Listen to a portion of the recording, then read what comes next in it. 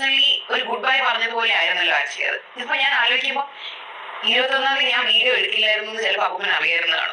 നമ്മൾ വരുമ്പോ അമ്മൂമ്മ വിചാരിക്കും പണ്ടാരം എല്ലാം കിട്ടി എടുത്തോണ്ട് വന്നു, ഇത്ര നാൾ സമാധാനം ഉള്ളത് ഇപ്പഴാണ് അറിഞ്ഞത്.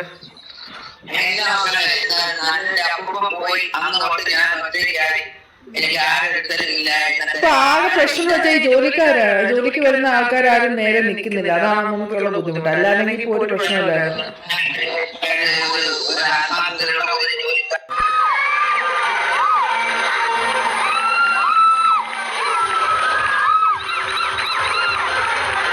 ആൾക്കാരുടെയൊക്കെ മുമ്പിൽ എന്തൊക്കെയല്ലേ ഇല്ലുമിനാറ്റി. എൻ്റെ പൊന്നോ, ഞാനൊരു കാര്യം പറയാം. എനിക്ക് ഇതൊന്ന് കംപ്ലീറ്റ് ചെയ്യട്ടെ.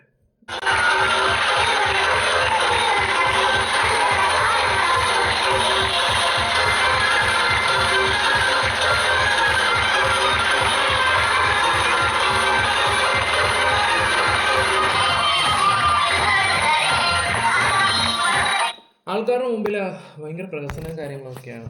എല്ലാവരും പറയും കൃഷ്ണകുമാറിൻ്റെ ഫാമിലി നല്ലൊരു ഫാമിലിയാണ്. നിങ്ങൾ എത്ര വിമർശിച്ചാലും അവർ ഒത്തൊരുമയും അവരുടെ ഒരു ഇതൊക്കെ എപ്പോഴും സോഷ്യൽ മീഡിയ കൂടെ നമ്മളെല്ലാവരും ചർച്ച ചെയ്യുന്ന ഒരു കാര്യങ്ങളൊക്കെ തന്നെ. പ്രത്യേകിച്ച് സബ്സ്ക്രൈബേഴ്സ് ഇവരെ ഇഷ്ടപ്പെടുന്ന ഒരുപാട് ആൾക്കാരുണ്ട്. കാരണം അവരെ കണ്ടുപിടിക്കണമെന്ന് പറയുന്ന കുറേ ആൾക്കാരുണ്ട്. കാരണം അത്രയ്ക്ക് സ്റ്റാൻഡേർഡ് ആണെങ്കിലും സംസാര രീതികളാണെങ്കിലും അങ്ങനെ കുറേ എണ്ണം ഇപ്പോഴും ഇവരെ തലയ്ക്ക് പിടിച്ച് ഇങ്ങനെ ഇരിക്കുന്ന കുറേ ആൾക്കാരുണ്ട്. എനിക്ക് അവരോടൊക്കെ പുച്ഛം മാത്രമേ ഉള്ളൂ കേട്ടോ. ഉള്ളാരും തുറന്നു പറയാമല്ലോ. ഓക്കെ, നമുക്കെന്തായാലും വീഡിയോയിലോട്ട് പോകാം. നമ്മുടെ മുത്തശ്ശിയുടെ ഒരു കഥ പറയാൻ വേണ്ടി വന്നതാണ്. ഈ പറയുന്ന സിന്ധുവിൻ്റെ അമ്മയുടെ കാര്യം സംസാരിക്കാൻ വേണ്ടിയാണ് വന്നത്. ഈ അടുത്ത് ആനയുടെ ഒരു വീഡിയോ കണ്ടിട്ടുണ്ടായിരുന്നു. മുത്തശ്ശൻ മരിച്ചു കഴിഞ്ഞിട്ട് ഒരു 1.5 മണിക്കൂർ ആ ഒരു കൊച്ചുമോടെ ആ ഫീലിങ്സും കാര്യങ്ങളൊക്കെ വെച്ച് സംസാരിക്കുന്നതൊക്കെ കാണുമ്പം സത്യം പറയില്ല, നമുക്ക് ഉള്ളിൽ നല്ലൊരു പിട വരും. ഉള്ള കാര്യം തുറന്നു പറഞ്ഞാൽ കുറേ ആൾക്കാർ പറഞ്ഞു ഇവളെന്ത് പട്ടിഷോയെന്നൊക്കെ പറഞ്ഞ ആൾക്കാരൊക്കെ ഉണ്ടായിരുന്നു. ഓക്കെ, എന്നാലും നമുക്ക് ആ ഒരു വീഡിയോയിലോട്ടൊക്കെ ഒന്ന് പോവാം. അത് കഴിഞ്ഞിട്ട് കാര്യത്തിലോട്ടൊക്കെ കടക്കുകയൊക്കെ ചെയ്യാം. കാര്യം എന്താണെന്ന് വെച്ചാൽ കാനഡയിൽ നിന്ന് കൊച്ചുമോള് വരുന്നുണ്ട്, തൻവി അത്യാവശ്യം ഇവരുടെ വ്ളോഗിലും കാര്യങ്ങളൊക്കെ നമ്മൾ കാണുകയൊക്കെ ചെയ്തതാണ്. ഈ പറയുന്ന സിന്ധു മേഡത്തിൻ്റെ സിസ്റ്ററിൻ്റെ, അതായത് സിമി എന്ന് പറയും, ആ സിമിയുടെ മകളാണ് ഈ പറയുന്ന തൻവി അങ്ങനെ കാനഡയിൽ നിന്ന് വരുവാണ്. ഈ പറയുന്ന ജോലിയൊക്കെ ഉപേക്ഷിച്ച് അമ്മൂമ്മയെ നോക്കാൻ വേണ്ടി വരുന്നുകൊണ്ടിരിക്കുന്നത്. അതുപോലെ തന്നെ അപ്പൂപ്പന് വയ്യായിരുന്ന സമയത്തും തൻവിയോട് പറഞ്ഞിട്ടുണ്ടായിരുന്നു നീ എന്തുകൊണ്ടാണ് വരാത്തതെന്ന്. അങ്ങനെ പറഞ്ഞ് 2 വർഷം കഴിയുമ്പോഴത്തേക്ക് അപ്പൂപ്പൻ മരിച്ചതിന് ശേഷമുള്ള പ്രഹസനം കാര്യങ്ങളൊക്കെയാണ് എനിക്കിപ്പം തോന്നുന്നത്. ഈ പറയുന്ന അഹാനയുടെയും ഇവരുടെയൊക്കെ കാര്യങ്ങളൊക്കെ. ഓക്കെ, അല്ല പ്രഹസനമൊന്നും പറയാൻ പറ്റത്തില്ല. അഹാന പറഞ്ഞിട്ടുണ്ടായിരുന്നു അമ്മൂമ്മയായിട്ട് ചെറിയൊരു ഇഷ്യൂസും കാര്യങ്ങളൊക്കെ ഉണ്ടെന്നുള്ള രീതിയിലൊക്കെ തന്നെ. എന്തായാലും നിങ്ങളൊന്ന് ആലോചിച്ച് നോക്കണം, പ്രായം ചെയ്യുന്ന വ്യക്തികളാണ്.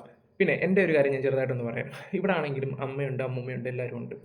അവർക്ക് വേണ്ട കാര്യങ്ങളൊക്കെ ഞാൻ ചെയ്യും. പക്ഷേ എന്താ പറയണ്ടേ, ഓവറായിട്ട് ഞാൻ ആരെയും സ്നേഹിക്കാനോ അങ്ങനെ ഒന്നും പോകാറൊന്നുമില്ല. ഈ യൂട്യൂബ് തുടങ്ങിയതിന് ശേഷമുള്ള കാര്യമാണ് ഈ പറയുന്നത്. ഓവറായിട്ട് ആരെയും സ്നേഹിക്കാനോ ഒന്നിനും പോകാറുമില്ല. പിന്നെന്താ പറയണ്ടേ, കൂടുതൽ ഞാൻ ശ്രദ്ധിക്കാറുമില്ലായിരുന്നു. ഇടയ്ക്ക് കുറച്ച് സമയത്ത്, എനിക്ക് അടുത്ത സമയത്ത് എൻ്റെ ഒരു ഫ്രണ്ട് എന്നോട് പറഞ്ഞു ഡാനിക്കൊക്കെ എന്തൊരു ഭാഗ്യമാണ് അമ്മൂമ്മയൊക്കെ ഉണ്ടല്ലോ. അമ്മൂമ്മയുടെ കാര്യം പറഞ്ഞപ്പോൾ എൻ്റെ ഒരു സബ്സ്ക്രൈബറാണ്, എനിക്ക് ക്ലോസ് ഫ്രണ്ടാണ്. എനിക്കതൊന്നും ഇല്ലടോ എന്ന് പറഞ്ഞപ്പോഴത്തേക്കാണ് ഇതിൻ്റെയൊക്കെ വാല്യൂ ഞാൻ ശരിക്കും മനസ്സിലായത്. ഉള്ളവരും പറയല്ലോ, കാരണം കുറച്ച് പേരും കൂടെ ഞാൻ അവരുടെ കൂടെ സ്പെൻഡ് ചെയ്യും. ഇപ്പം അങ്ങനെയൊക്കെയുള്ള പരിപാടികളൊക്കെ ഉണ്ട്. 1 മണിക്കൂർ അവളെ കൂടെ ഇരിക്കും, ചിലപ്പോൾ സീരിയൽ കാണും. അപ്പോൾ അവർക്കൊരു സന്തോഷമൊക്കെ തന്നെ. അപ്പോൾ എപ്പോഴും പറയും പണ്ട് നീ എങ്ങനെയാണോ അതുപോലെ ആയി വരുന്നുണ്ട്. ഇടയ്ക്ക് യൂട്യൂബൊക്കെ കാരണമായിട്ട് ഈ പറയുന്ന തൊട്ട് നമ്മൾ തിരക്കും കാര്യങ്ങളൊന്നും മൈൻഡ് ചെയ്യാറൊന്നും പോത്തൊന്നും ഇല്ലായിരുന്നു. സത്യം പറയാലോ, ഉള്ളപ്പോൾ ഒന്നിൻ്റെയും വില അറിയത്തില്ല, ഇല്ലാത്തപ്പോഴേ അറിയത്തുള്ളൂ. ഞാൻ അതുകൊണ്ട് ഇപ്പോൾ ഇത്തിരി ക്ലോസ് ആയിട്ട് അടുത്തും സംസാരിക്കാനും കൂടുതൽ നേരം ഇരിക്കാനൊക്കെ ശ്രമിക്കുകയൊക്കെ. കുക്കിങ്ങിനും കയറും കൂടെ. ഇപ്പോഴും 10-75 വയസ്സുള്ള എൻ്റെ അമ്മൂമ്മയാണ് നല്ല മീൻകറിയൊക്കെ വെച്ച് എനിക്ക് തരികയൊക്കെ ചെയ്യും. ഇപ്പം ഞാൻ ആലോചിക്കുമ്പം ഞാനൊക്കെ ഭാഗ്യവാനാണ്. ഉള്ള കാര്യം തുറന്നു പറയില്ല. പക്ഷേ എന്തെങ്കിലും ഒരു കാര്യമോ എന്തെങ്കിലും ഒരു വൃത്തികേടോ എന്തെങ്കിലും അങ്ങോട്ടും ഇങ്ങോട്ടും വൃത്തികേടെന്ന് പറഞ്ഞാൽ എനിക്ക് ഇച്ചിരി വൃത്തിയും മെനയൊക്കെ ഉള്ളൊരു ടീമാണ്. ഞാനെന്ത് കൊടുക്കും, ഇത് കണ്ടില്ലെങ്കിൽ ഇത് ശരിയായത്തില്ല, ഞാൻ ഇച്ചിരി മുറുകെ സംസാരിക്കും. നിങ്ങളെന്ത് കാണിച്ചു വെക്കുന്നത്, നിങ്ങൾ രണ്ടുപേരും കൂടെ എന്നൊക്കെയുള്ള രീതി ഞാൻ സംസാരിക്കുകയൊക്കെ ചെയ്യും. ഞാനൊരു കാര്യം പറയും, നമ്മളൊക്കെ സ്വഭാവം ഓപ്പണാണ്. ദേഷ്യമാണെങ്കിലും എന്താണെങ്കിലും തുറന്നടിച്ച് സംസാരിക്കുകയൊക്കെ ചെയ്യും. ഇതുപോലെ വന്നിട്ട് അഭിനയിക്കാൻ അറിയത്തില്ല. ഞാൻ ഈ ഒരു കാര്യം പറഞ്ഞപ്പോൾ എൻ്റെ കൂടെ കാര്യം പറയണമെന്ന് തോന്നി. ഞാൻ ശരിക്കും ഇങ്ങനെയാണ്, എന്തെങ്കിലും ഒരു ദേഷ്യം വന്നാൽ ഞാൻ മുറുകെ സംസാരിക്കും, കാര്യം പറയും, ഇന്ന പോലാണ് കാര്യങ്ങൾ, ഇതൊന്നും ശരിയല്ല ഞാൻ പറയും. പക്ഷേ ഇവരൊക്കെ അങ്ങനെയല്ല. ഇവരൊക്കെ ഇങ്ങനെ നമ്മൾ ആൾക്കാരെ പറ്റിച്ചുകൊണ്ടിരിക്കുകയാണല്ലോ എന്ന് ഓർക്കുമ്പോഴാണ്. ഒന്ന് ആലോചിച്ച് നോക്കി, വീഡിയോയ്ക്ക് അത് ഡാൻസും പാട്ടുമൊക്കെ കളിക്കുകയൊക്കെ ചെയ്യുന്നു. ഇപ്പോൾ ഓർക്കുമ്പോൾ സങ്കടം വരുന്നുണ്ട്. ആ ഒരു അമ്മയുടെ ഒരു സംസാരം കാര്യങ്ങളൊക്കെ കാണുകയൊക്കെ ചെയ്യുമ്പോഴേ എങ്ങനെയൊക്കെ. ഞാനൊരു കാര്യം പറയാം, നമ്മുടെ കൂടെ പാർട്ട്ണർ എന്ന് പറഞ്ഞ വ്യക്തി ഉണ്ടല്ലോ, ആത്മാർത്ഥമായിട്ട് നിൽക്കുന്ന ചില പാർട്ട്നേഴ്സ് ഉണ്ട്. അതിൽ ഒരാൾ പിരിഞ്ഞു പോയി കഴിഞ്ഞാൽ പിന്നെ ആ ഒരു വ്യക്തി ബിഗ് സീറോ ആയിരിക്കും. പിന്നെ അവരുടെ മക്കൾ എങ്ങനെ ആയിരിക്കും അതുപോലെ ഇരിക്കും അവരുടെ ലൈഫ്. ഉള്ള കാര്യം പറയാമല്ലോ, ഞാൻ ഇച്ചിരി ഉള്ള കാര്യം പറഞ്ഞാൽ ചിലപ്പോൾ ഇച്ചിരി ആറ്റിറ്റ്യൂഡ് കിട്ടി നിൽക്കെങ്കിലും എൻ്റെ ഫാമിലിയുടെ ഒറ്റൊരു ചിന്തയുള്ള മൈൻഡില്ല. അവർക്ക് എന്തൊക്കെ ചെയ്ത് കൊടുക്കാനുള്ള എല്ലാം ചെയ്യണം, അത് ഒറ്റൊരു കാര്യമുള്ള എൻ്റെ മൈൻഡിലാണ്. പക്ഷെ പുറമേ അത് കാണിക്കൂല. പിന്നെ കൂടുതലും എൻ്റെ ഇതുപോലത്തെ വീഡിയോസൊന്നും ഞാൻ അവരങ്ങനെ കാണാറുമില്ല. എന്തെങ്കിലും വിഷയം ഉണ്ടെങ്കിൽ മാത്രം എൻ്റെ അമ്മയെ വിളിച്ച് സംസാരിപ്പിക്കുക ചെയ്യും. അപൂർവമായിട്ട് വല്ലതും കണ്ട്. ഓക്കെ ഗൈസ്, അപ്പോൾ നമുക്ക് കാര്യത്തിലോട്ട് പോകാം. നമ്മുടെ ചാനൽ ആദ്യമായിട്ട് കാണുന്നവരെല്ലാവരും സബ് ചെയ്ത് നിങ്ങളുടെ അഭിപ്രായം കമൻറ്റ് ബോക്സിൽ രേഖപ്പെടുത്ത്. പിന്നെ ഇതുപോലെ എന്താ പറയണ്ടേ, ഫേസ്ബുക്കിൽ കാണുന്നവർക്ക് ഫോളോയും കൂടെ ചെയ്യും. എടാ ലൈക്ക് കൊടുത്തിട്ട് ഹൈപ്പും കൂടെ കൊടുത്തേക്കണേ.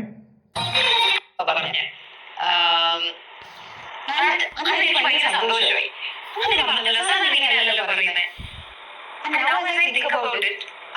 വീട്ടിൽ സ്റ്റെപ്പ് കയറി കൊണ്ടുവന്നപ്പോ അമ്മയെ നോക്കി പോകുന്നു, ഞാൻ പോവാ അമ്മയുടെ പേഴ്സണലി ഒരു ഗുഡ് ബൈ പറഞ്ഞ പോലെ ആയിരുന്നല്ലോ ആക്ച്വലി. ഇതിപ്പോ ഞാൻ ആലോചിക്കുമ്പോ 21 ഞാൻ വീഡിയോ എടുക്കില്ലായിരുന്നു ചിലപ്പോ അപ്പൻ അറിയുന്നതാണ്. അപ്പൊ 17 കറക്റ്റ് പുള്ളി ഇറങ്ങുന്ന സമയത്ത് എന്റെ പേര് വിളിച്ച് എന്നോട് ബൈ പറഞ്ഞിട്ട്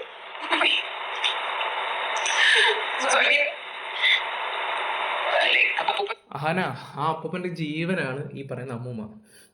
ആ അപ്പൂപ്പൻ്റെ ജീവനാണ്. ഒന്ന് ആലോചിച്ച് നോക്കുക. ഇനി എന്താ പറയണ്ട, നല്ല പ്രായം ചെന്ന വ്യക്തികൾ അവരൊക്കെ.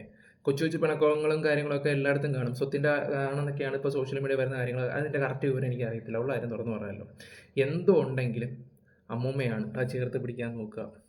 ഇപ്പോൾ കണ്ടില്ലേ, ഒരാളൊരു വ്ളോഗ് ഇട്ടതാണ്. സത്യം പറഞ്ഞാൽ തന്മയെക്കുറിച്ച് എല്ലാവർക്കും നല്ല അഭിപ്രായം മാത്രമേ ഉള്ളൂ. അത്യാവശ്യം നല്ല ബോൾഡായിട്ടുള്ളൊരു കൊച്ചാണ് തന്മയെക്കുറിച്ച് എല്ലാവരും പറയുകയൊക്കെ ചെയ്യുന്നത്.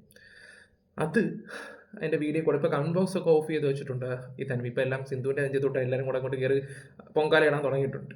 ഓക്കെ, അപ്പം എന്താ പറയുക, ഞാൻ വെച്ചുതരാം. ഞാൻ പറഞ്ഞ ചിലപ്പോൾ ഇച്ചിരി കൂടും, ചില വാക്കുകളൊക്കെ ഞാൻ വിഴുങ്ങും. ഉള്ള കാര്യം പറയാമല്ലോ.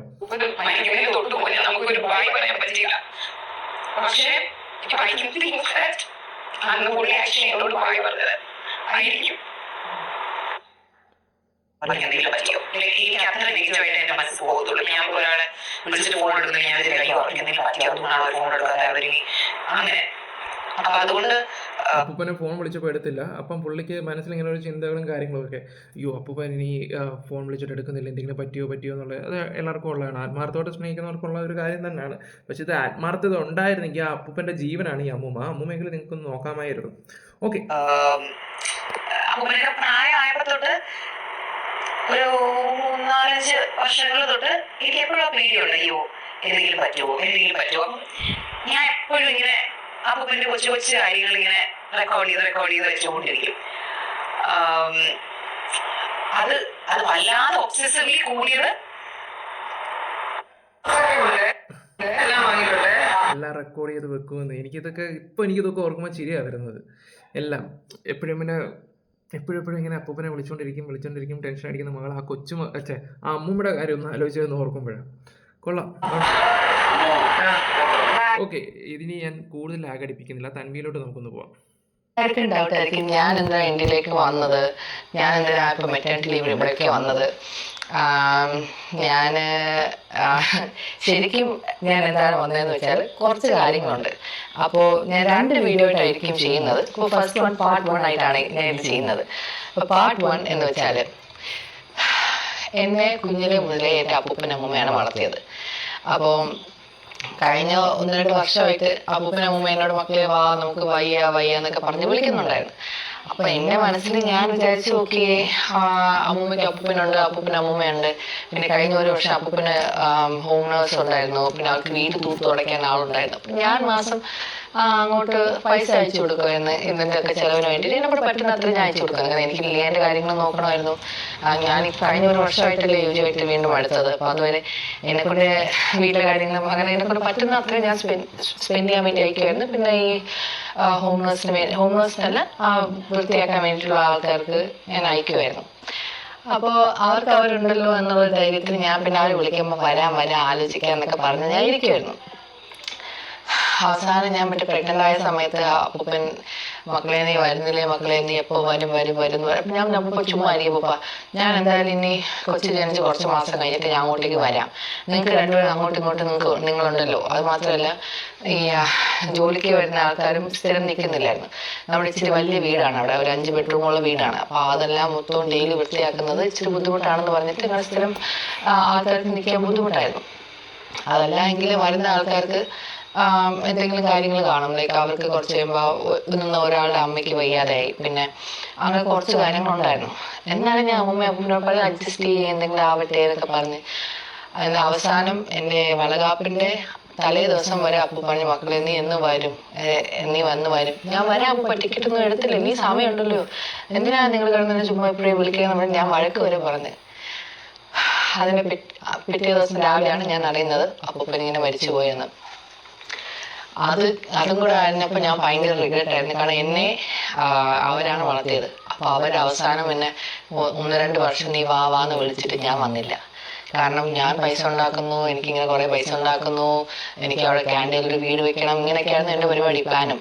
അപ്പോൾ അവർ വീട് വെക്കണം. അത് മിക്ക എണ്ണം UK പോകുമ്പോഴും കാനഡയിലൊക്കെ പോകുമ്പോഴും എല്ലാവരും ചിന്തിക്കുന്ന ഒരു കാര്യം തന്നെയാണ്. കാരണം അവിടെ സെറ്റിൽ ആവണം, അല്ലെങ്കിൽ നാട്ടിലൊരു നല്ലൊരു വീട്, അതിനുവേണ്ടി അവിടെ ഇത് ചെയ്യുക, അങ്ങനെയൊക്കെ. ഇപ്പോൾ എൻ്റെ ഫാമിലിയുടെ കാര്യം എടുത്ത് പറയുകയാണെങ്കിൽ ഏട്ടനെ ഏട്ടത്തിയമ്മയൊക്കെ പുറത്താണ്. കല്യാണം കഴിഞ്ഞിട്ട് 3 വർഷമായി, 3 വർഷം 3 മാസമായിട്ടുണ്ട്. അവർ ഇതുവരെ നാട്ടിൽ വന്നിട്ടില്ല. എല്ലാ ദിവസവും രാത്രി അമ്മയെ വിളിക്കും, എല്ലാ ദിവസവും രാത്രി അമ്മയെ വിളിച്ച് സംസാരിക്കുകയൊക്കെ ചെയ്യുകയൊക്കെ ചെയ്യും. അത്ര മാത്രമേ ഉള്ളൂ. ഞാനും എന്തെങ്കിലും ഉണ്ടെങ്കിൽ ഇടയ്ക്കൊക്കെ സമയത്തിലൊക്കെ വിളിച്ചിട്ട് 10, 100, 200 രൂപയൊക്കെ ഉണ്ടെങ്കിൽ കടം ചോദിക്കും, എനിക്ക് ഒരു 1000 രൂപ ചോദിക്കുകയൊക്കെ ചെയ്യും.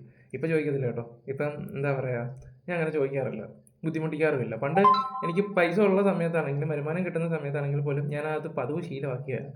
ഇങ്ങനെ ഏട്ടത്തിയമ്മയൊക്കെയാണ് മേടിച്ചുകൊണ്ടിരിക്കുകയൊക്കെ ചെയ്യുന്നത്. ഇപ്പം നമ്മുടെ കാര്യത്തിലോട് അറിയാം, 3 വർഷത്തോളം അവരവിടെ തന്നെയാണ്. കാരണം അവർക്കൊരു ഡ്രീമുണ്ട്, അതെല്ലാം അച്ചീവ് ചെയ്തിട്ട് നാട്ടിൽ വരാം എന്നുള്ള രീതിയിലൊക്കെ. ഓക്കെ, ഇനി അതുപോലെ തന്നെ ആയിരിക്കാം തന്മയും. ഇനിയിപ്പം തന്മ പറയുന്നത് കേൾക്കാം. വീട് വെക്കണം എന്താണെന്ന് വെച്ചാൽ, ഞാൻ നിൽക്കുന്ന ഒരു ചെറിയ 2 അപ്പാർട്ട്മെന്റ് ഹൗസ് ആയിരുന്നു. അത് നിങ്ങൾ 2 വീഡിയോ കണ്ട് നിങ്ങൾക്ക് മനസ്സിലായി കാണും. അത് മറ്റേ ലോ ഇൻകം ആയിട്ടുള്ള ഞാൻ പണ്ട് പഠിച്ചുകൊണ്ടിരുന്ന സമയത്ത് കയറിയ ബിൽഡിങ്ങാണ്. അപ്പോൾ അവരെ കൊണ്ടുവരണമെങ്കിൽ സൂപ്പർവൈസറേയും കൊണ്ടുവരണമെന്ന് ആഗ്രഹമായിരുന്നു. അപ്പോൾ അതിന് വേണ്ടി ഞാൻ ഇങ്ങനെ പൈസ ഇങ്ങനെ ഉണ്ടാക്കി സേവ് ചെയ്ത് ഇതൊക്കെ ചെയ്ത് അവരെ കൊണ്ടുവരാൻ നോക്കിയപ്പോഴത്തേക്കും അപ്പൂപ്പൻ മരിച്ചു. അപ്പൂപ്പൻ മരിച്ചതിന് ശേഷം ഞാനിപ്പോൾ ഒരു വീഡിയോ ഇടാം. അമ്മൂമ്മ വിളിക്കുന്നുണ്ട്. അമ്മൂമ്മ എന്തുണ്ട്? പാക്കിങ് ഒരാള് ഈ അമ്മൂമ്മയെ കണ്ടിട്ട് 6 കൂട്ടുണ്ടെന്നൊന്ന് പറയാമോ? ഒന്ന് മെൻഷൻ ചെയ്യും. ഞാൻ പറയുന്നത് ദിയാകൃഷ്ണയുടെ കൂട്ടുണ്ട്. നിങ്ങൾക്ക് എന്താന്ന് വെച്ചാൽ തോന്നുന്നു വെച്ചാൽ പറ. കുഞ്ഞാവ് ഉറങ്ങുക, പിന്നെ ഡേ കെയർ പോയി.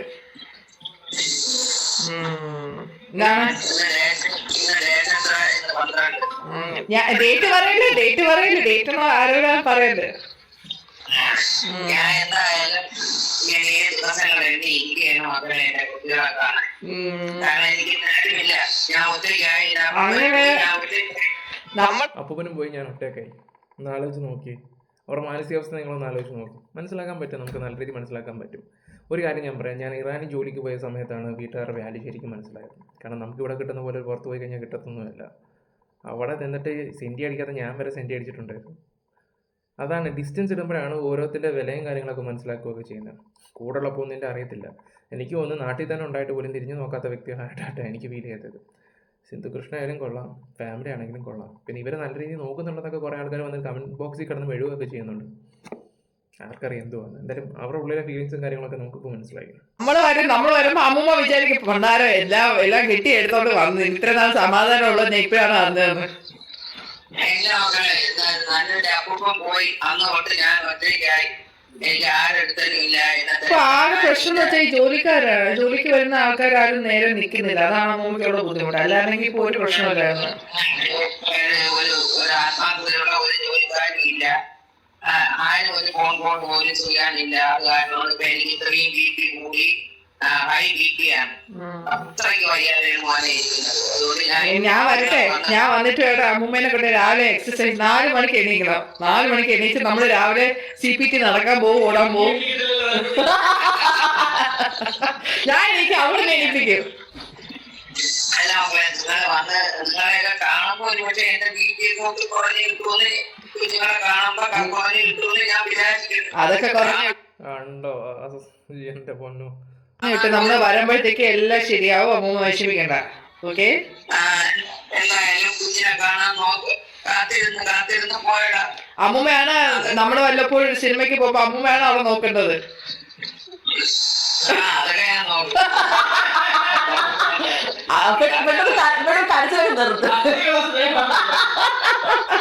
പെട്ടെന്ന് കരച്ചിലൊക്കെ നിന്ന് അല്ല അതിവിടെ വീട്ടിൽ ആരെങ്കിലും കൂടെ ഉണ്ടെങ്കിൽ ഞാൻ എന്റെ അടുത്താക്കിട്ട് പോയാലൊക്കെ. അത് പൊടിക്കുഞ്ഞല്ലേ, പാല് പമ്പ് ചെയ്ത് വെച്ചാ നിങ്ങൾക്ക് നോക്കാനുള്ളത്. കഴിഞ്ഞ പ്രാവശ്യം ലിയനെ കൊടുത്തു വിട്ടപ്പോ അമ്മമ്മ അയ്യോ കൊച്ചു കരയുന്നേ, അവള് മരിക്കാണേന്നൊക്കെ. പിന്നെ എന്റെ കൊച്ചു കരഞ്ഞോണ്ടിരുന്നാ പിന്നെ എനിക്ക് അതൊക്കെ എനിക്ക് വിഷമമാണ്. അതിനൊന്നും അവർ കരയാൻ പാടില്ല. അവരെപ്പോഴും ചിരിച്ച് നന്നായിട്ടിരുന്നാലല്ലേ. എനിക്ക് അമ്മമ്മ ആദ്യം കരയാതെ ചിരിച്ചിരിക്കുക, അതപ്പൊ നമുക്ക് സന്തോഷമാവും കേട്ടാ. ഇനി അമ്മമ്മ വിഷമിക്കണ്ട, നമ്മള് പാക്കിങ് നടത്തട്ടെ. അപ്പൊ എന്തായാലും അമ്മമ്മ പറയുമ്പോ നിങ്ങൾ ആ വീഡിയോ കണ്ടു കാണുമെന്ന് ഞാൻ പ്രതീക്ഷിക്കുന്നു. ഡെയിലി രാവിലെയും വൈകിട്ട് അമ്മൂമ്മ വിളിച്ചിങ്ങനെ കരയും. ഈ കരച്ചിൽ എന്നെ കൊണ്ട് അപ്പൂപ്പനെ വന്ന് നോക്കാൻ പറ്റിയില്ല. അമ്മൂമ്മയുടെ ഈ കരച്ചിലും കൂടി കേൾക്കുമ്പോൾ എനിക്ക് ഡെയിലി ഇങ്ങനെ കേൾക്കുമ്പോഴത്തേക്ക് എനിക്ക് സ്ട്രെസ്സാണ്. എനിക്ക് സ്ട്രെസ് എന്ന് വെച്ചാൽ അമ്മമ്മയ്ക്ക് എന്തോ അപ്പൂപ്പൻ മരിച്ചതിന് ശേഷം അമ്മമ്മയ്ക്ക് എന്തെങ്കിലും പറ്റുമോ, അമ്മമ്മ ഒറ്റയ്ക്കായിപ്പോയി. കാരണം ഈ നിൽക്കുന്ന ആൾക്കാരൊന്നും അങ്ങനെ സ്ഥിരമായിട്ട് നിൽക്കുന്നില്ല. അവർ വന്നിട്ട് കുറച്ച് നാൾ കഴിഞ്ഞിട്ട് പോകും. പിന്നെ അമ്മമ്മയുടെ കുറച്ച് സാധനം അമ്മമ്മക്ക് സ്റ്റെപ്പൊന്നും കയറി പോകാൻ പറ്റുന്നില്ല. അപ്പോൾ അമ്മമ്മ മുമ്പേ അപ്പൂപ്പ ഉള്ള സമയത്ത് ഒരു സാധനം കൊണ്ടുപോയി ഒന്ന് രണ്ട് സാധനങ്ങൾ പുതിയത് കൊണ്ടുപോയി മേലിൽ വെച്ചിട്ടുണ്ടായിരുന്നു. അപ്പോൾ ഞാൻ വരുന്നതിന് തൊട്ട് മുമ്പേ താഴെ കൊണ്ടുവരാൻ നോക്കിയപ്പോഴത്തേക്ക് ആ പുതിയ സാധനങ്ങളൊക്കെ അവരടിച്ചുകൊണ്ട് പോയായിരുന്നു, ഈ ക്ലീൻ ചെയ്യാൻ വന്നവരൊക്കെ. കാരണം വേറെ ആരും വീട്ടിൽ വരാറില്ല. എനിക്കാണെങ്കിൽ ഭയങ്കര മറയുക. ഞാൻ ഒരു സാധനം എവിടെ വെച്ചത് പറഞ്ഞ ഓർമ്മയില്ല. ഞാൻ പണ്ട് അമ്മൂമ്മയുടെ വെളിയിൽ പോയി ഫുഡ് കഴിക്കും. ഒന്നാമത്തെ കാര്യം എന്ന് വെച്ചാൽ ഇവരൊന്നും ഒറ്റയ്ക്ക് നിർത്തരുത്, പ്രായം ചെന്ന ആൾക്കാരെയൊക്കെ. ഈ അടുത്ത സമയത്ത് ഒരു അമ്മയെ കൊന്ന് അറിഞ്ഞില്ലേ, സ്വർണത്തിന് വേണ്ടി, വീട്ടിലെ കടം തീർക്കാൻ വേണ്ടി അറിയാവുന്ന ഒരുത്തം തന്നെ വെള്ളത്തിൽ കൊണ്ടും തലയാണി വെച്ച് ഇത് ചെയ്തു. അവസാനം അമ്മ മരിച്ചെന്നും കരുതി കൊണ്ട് വെള്ളത്തിൽ താത്ത്. അവസാനം അവനെ പോലീസ് പോക്കി. സോഷ്യൽ മീഡിയ ഭയങ്കര ചർച്ചാ വിഷയമായിരുന്നു. എൻ്റെ വീട്ടിൽ തൊട്ടടുത്തായിരുന്നു ഈ ഒരു സംഭവം നടന്നത്. ഞാൻ അതിനെക്കുറിച്ച് വലിയ വീഡിയോസും കാര്യങ്ങളൊന്നും ഇട്ടിട്ടൊന്നുമില്ലായിരുന്നു. കാരണം ആരെയും വിശ്വസിക്കാൻ പറ്റത്തില്ല ഈ ഒരു കാലത്ത്. ഇപ്പോൾ പുറത്തും അവിടെ ഇവിടെയൊക്കെ പോകുന്ന മക്കളൊക്കെ കാണുമല്ലോ, അമ്മമാരെയൊക്കെ ഒന്നെങ്കിൽ വീട്ടിൽ നിർത്തുക, ഒറ്റയ്ക്ക് നിർത്തുക, അല്ലെങ്കിൽ അനാഥാലയത്തിൽ കൊണ്ട് നിർത്തുകയൊക്കെ ചെയ്യും. അവർക്കുണ്ടാകുന്ന പേരും കാര്യങ്ങളൊക്കെ പറഞ്ഞാൽ അത് മനസ്സിലാവത്തില്ല ആർക്കും. അത് ചില ആൾക്കാരൊക്കെ പറഞ്ഞു തന്നിട്ടുണ്ട്. ഞങ്ങളുടെ അടുത്ത് ചേപ്പാടാന്ന് തോന്നുന്നു ഒരു അനാഥാലയമുണ്ട്. അവിടെ അത്യാവശ്യമാണെങ്കിലും മക്കൾ വിദേശത്താണ് മോനെ എന്നൊക്കെ എൻ്റെ ചേട്ടൻ അവിടെ ഈ ഫുഡൊക്കെ കൊടുക്കാൻ പോകുന്ന സമയത്ത് പറഞ്ഞു കേട്ടിട്ടുണ്ട്. മക്കളെല്ലാം പുറത്താണ്, നല്ല ഹൈ ലെവൽ സെറ്റപ്പൊക്കെയാണ്. പക്ഷേ എന്ത് ചെയ്യാനാണ്, അവൻ അനാഥാലയത്തിലാണ്. ഇത്രയും പഠിപ്പിച്ച് വലിയ ഹൈ ലെവലിലൊക്കെ ആക്കിയിട്ട് അവസാനം അവരുടെയൊക്കെ അവസ്ഥ നിങ്ങളൊന്ന് ആലോചിച്ച് നോക്കി.